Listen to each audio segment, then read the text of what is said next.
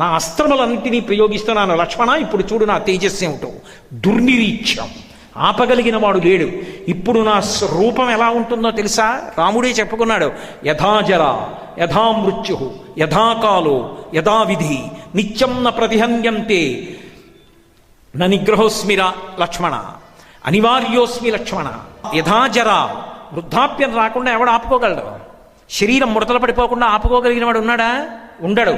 యథాజర యథామృత్యు, శరీరం పడిపోకుండా ఎవడు ఆపుకోలేడు. యథాకాలో, కాలం గడవకుండా ఆపలేరు. యథామృత్యు, మృత్యువు రాకుండా ఎవడు తప్పించుకోలేడు.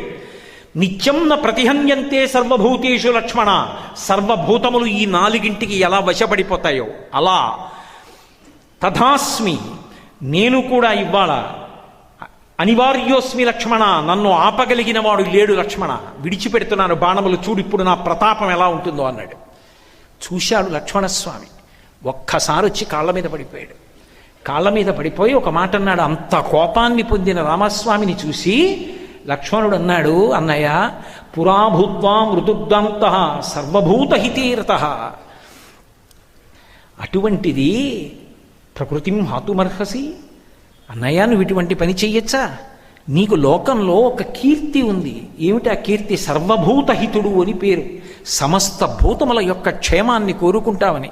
పురాభూత్వా మృదుర్దాంత సర్వభూతహితేరత, మెత్తని మనసున్నవాడివి.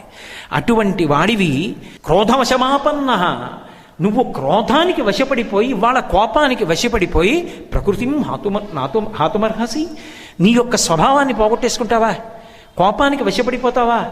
రాముడు కోపాన్ని తన అదుపులో ఉంచుకున్నవాడు సర్వభూతములను కాపాడతాడని పేరు. ఈ ఒక్క కోపం చేత నీ కీర్తి అంతా మట్టయిపోతుందన్నయ్య.